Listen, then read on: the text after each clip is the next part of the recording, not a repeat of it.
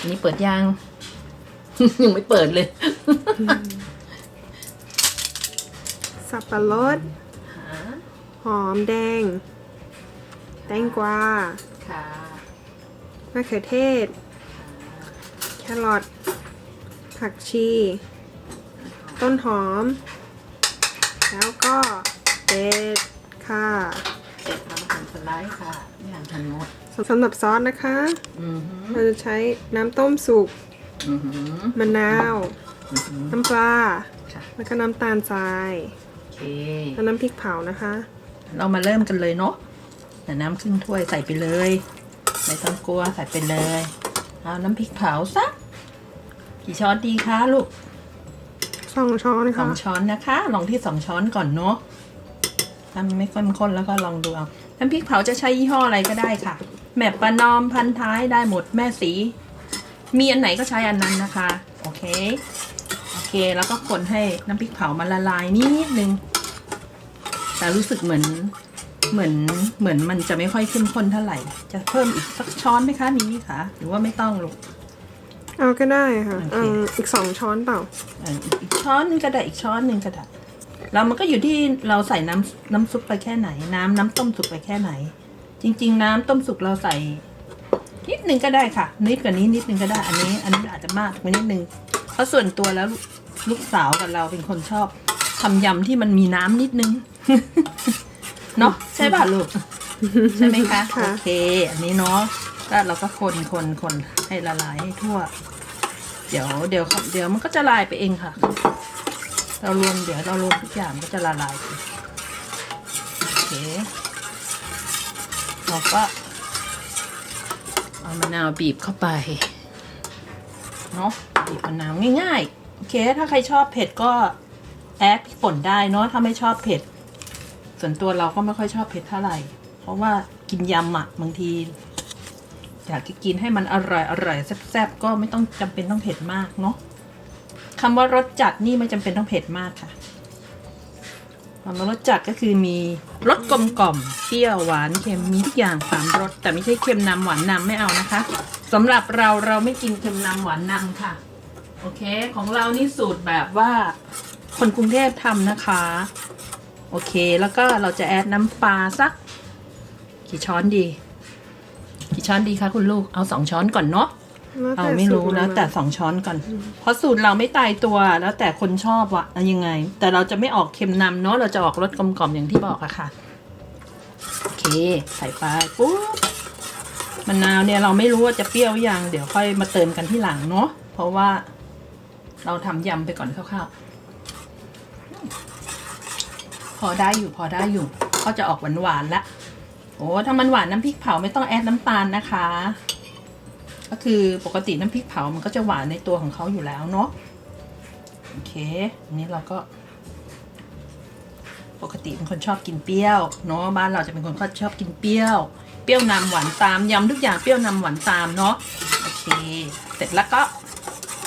ใส่พวกเครื่องเดี๋ยวเราใส่เป็ดที่หลังโอเคเราลืมอะไรไปเปล่าคะลูกอย่างหนึ่ง น้ำตาล เม็ดมะม่วงหิมพานต์ใช่ไหมคะเดี๋ยวเราแอดที่หลังก็ได้ไม่เป็นไรเพราะว่าเขาเครื่องมันเยอะมาก มีสิ่งอื่นมาแทรกด้วยเหรอคะลูก โอเคอันนี้นะโอเคเราก็เอาผักทุกอย่างเนี่ยมารวมกันให้หมดเลยเดี๋ยวแครอทเราใส่ที่หลังก็ได้เห็นไหมน่ากินไหมคะดูนี่โอ้โหรสเลยค่ะดูคุณลูกจะเอาเผ็ดหน่อยไหมคะน่าจะได้แอดพริกไป เอาค่ะ เอาเผ็ดนิดนึงก็เราก็แอดพริกป่นไปเนาะเดี๋ยวขอชิมก่อน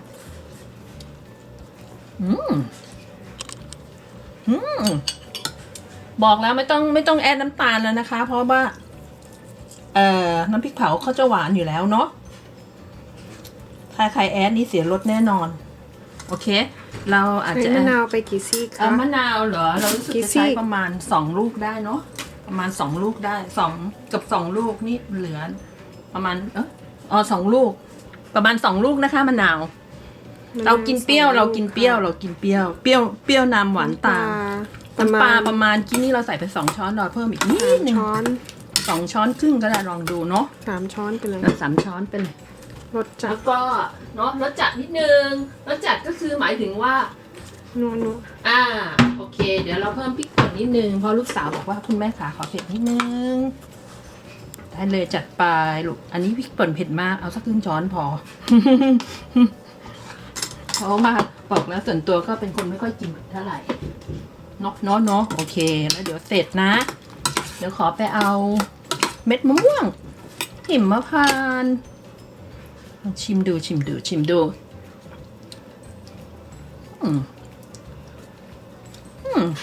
ลูกสาวลองชิมดูค่ะได้ยังperfect รสจัดค่ะ รสจัดใช่ไหมคะ อือฮึ เอาเผ็ดอีกหน่อยไหมเดี๋ยวแม่ป ก็ได้นะคะ แม่เอาเม็ดมะม่วงหิมพานต์ก่อนค่ะ ขาดตกบกพร่องไปนิดนึงค่ะ อันนี้นะคะมันขาดไม่ได้เลยจะปะอร่อยมากเม็ดมะม่วง แล้วก็โอเคต่อไป เราจะใส่เป็ดเอาเป็ดลงไปคลุก เพราะว่ามันจะได้คลุกที่หลังมันจะเป็ดมันจะได้ไม่นิ่มมากไงคะเนาะอันนี้คือเทคนิคนิดนึง เพราะเราของเราจะใช้แอร์ไฟร์ทอดนะคะแอร์ไฟร์มันจะไม่มีน้ำมันเราจะไม่ทอดเตาดิฟไฟเราจะไม่ทอดเตาดิฟไฟเหมือนร้านอาหารหรือว่าเพราะว่าเวลาเราทอดแอร์ไฟร์เนี่ยมันก็จะเอาน้ำมันลงไปค่ะ น้ำมันเราก็จะเอ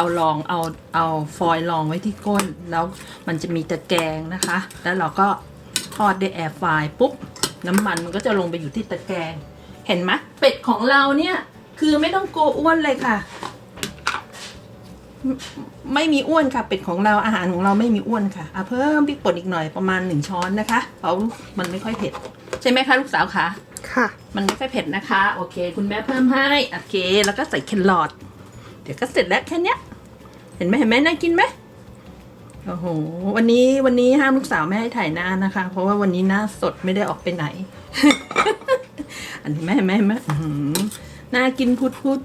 น่ากินสุดๆโอ้สีสันเห็นไหมแล้วก็อาหารนี้นะคะ กินแล้วไม่อ้วนแน่นอนค่ะลดความอ้วนอีกต่างหากเหมาะสำหรับคนที่กำลังลดน้ำหนักนะคะอุ้ยลูกสาวขาหล่นหมดเลยค่ะอันนี้นะคะเราก็ใส่ต้นหอมนี่หั่นประมาณนิ้วหนึ่งเนาะเราไม่ซอยเหมือนหั่นยำธรรมดาเพราะมันจะดูน่ากินกว่าเวลาเราไปกินที่ร้านเนี่ยมันจะแบบ บอกตรงๆว่าไม่ค่อยถูกปากเราบางทีออกเปรี้ยวไปออกหวานไปมั่งออกเค็มไปมั่งของเรานี่อย่างที่บอกเราจะเปรี้ยวนำปลาแรมหวานตามแล้วก็จะเค็มกลมๆมาโอเคก็เนี่ยค่ะนะเห็นไหมได้ยำนี่สำหรับทาน3 คนนะคะวันนี้คุณสามีไม่อยู่ถ้าทานพ่อแม่ลูก3 คนเห็นไหมน้ำยำก็จะอยู่ข้างล่างอร่อยสุดๆค่ะเฮ้แล้วเราก็มาม่าไม่ได้ซื้อใบมิ้นท์มานะคะสอรี่นะคะอันนี้เราก็เพิ่มถั่วเม็ดมะม่วงหิมพานต์ไปค่ะเป็นไงอร่อยนะเราชอบแค่ไหนเราก็ใส่ไปเยอะๆเลยกินแล้วมีประโยชน์ค่ะเป็นไขมันตัวดีค่ะกินแล้วไม่อ้วนค่ะ มีคำโอเคแล้วเดี๋ยวเรามาจัดใส่จานกันเลยนะคะอันนี้เรียบร้อยแล้วไหนขอชิมอีกรอบนึงmake sure แม่ครัวคนนี้ไม่ได้โอ้โหอาหารแม่อร่อยนี้ไม่มีออกค่ะเรื่องมากนิดนึงค่ะอร่อยดูนะคะนี่โอ้ขอบอกเลิศมากนี่เอาสเต็กมาแรกก็ไม่ยอมนะคะเห็นไหมของเรานี่ไม่มีอ้วนแน่นอนค่ะอ้วนมาถ้าอ้วนนี่ละโทรมาด่าเลยลองแต่อาหารของว้าวแม่ลูกคิตตี้ไทยคิทเช่นค่ะโอ้โหอร่อยจนแบบเนื้อวัตถุเห็นไหมคะนี่คิตตี้ไทยคิทเช่นนะคะครัวแมวเหมียวนะคะครัวคุณแม่แมวเหมียวค่ะคุณลูกชอบแซวคุณครัวคุณแม่แมวเหมียวโอเคนี่เห็นไหมน่ากินไหมเพื่อนๆเห็นไหมเราไม่ห่วงตูดค่ะใครอยากทำเชิญทานเลยนะคะเห็นไหมแค่นี้จบเสร็จเรียบร้อยเอาแครอทโรยมีเอาแครอทโรยหรือสวยไหมคะนี่โอเคเอาชีโรยนี่ในข้างบนวันนี้เราไม่มีใบมิ้นท์ปกติคุณลูกชอบทานใบมิ้นท์แม่ลืมซื้อมาค่ะขอโทษทีค่ะ โอเคจบเลยค่ะ เดี๋ยวเราก็ไปทานกันได้นะคะ ถ้าใครชอบก็กดไลค์นะคะ กดไลค์ไม่ให้เยอะๆเลยกดไลค์รัวๆแล้วเดี๋ยววันหน้าจะมีเมนูเด็ดๆมาเสนอนำเสนออีกนะคะ โอเคค่ะ